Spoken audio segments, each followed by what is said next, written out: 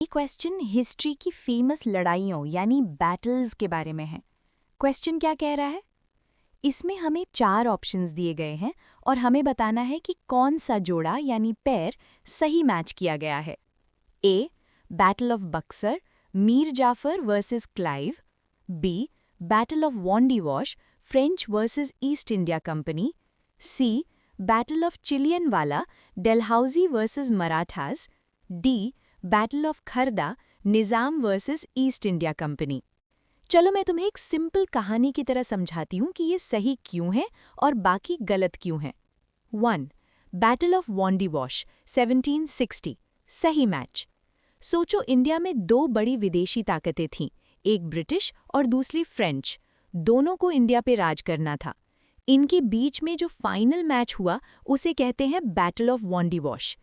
इस लड़ाई में ब्रिटिश ने फ्रेंच को बुरी तरह हरा दिया। इसके बाद फ्रेंच का इंडिया में राज करने का सपना टूट गया और सिर्फ ब्रिटिश ही सुपर पावर बन गए। तो ऑप्शन बी बिल्कुल सही है। 2.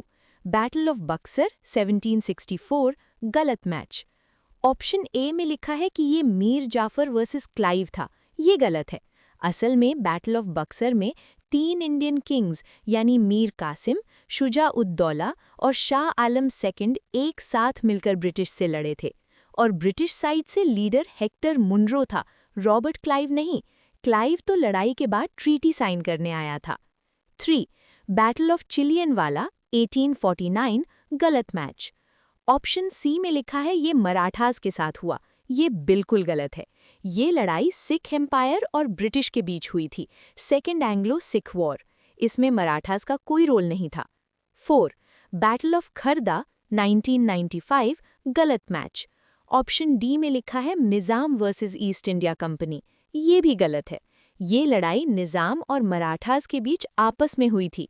ब्रिटिशर्स ने तो इसमें हिस्सा लेने से मना कर दिया था क्योंकि वो उस वक्त नॉन इंटरवेंशन यानी शांति की पॉलिसी फॉलो कर रहे थे।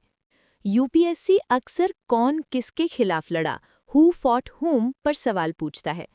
वॉन्डीवॉश इक्वल्स फ्रेंच का दी एंड, बक्सर इक्वल्स ब्रिटिश राज की असली शुरुआत। क्या तुम्हें ये बैटल्स का लॉजिक समझ आया?